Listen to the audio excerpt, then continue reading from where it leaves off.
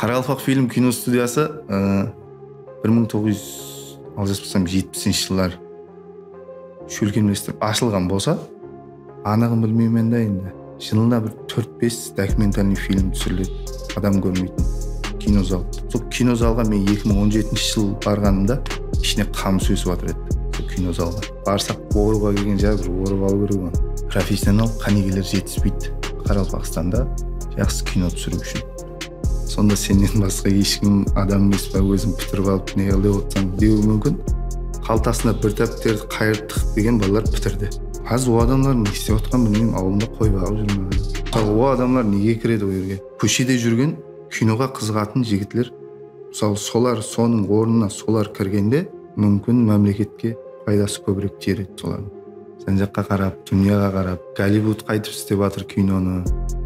Олардың киносын неге жақсы шығып жатырды? Мысалы, соған қарап өзіміздің сауатсыз екенімізді тән алып, білім үйренсек, жақсы кино шығады.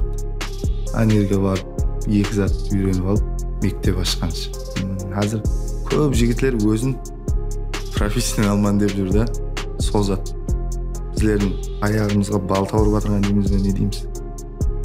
Сол зат өзін профессионалман, бәрін білемен, қатыраман деп ойлау, сондай ойда жүру біздердің киномыздың, кино емес, әмме тарауда да сол нәрсе. Содан кейін кино қалай қарауға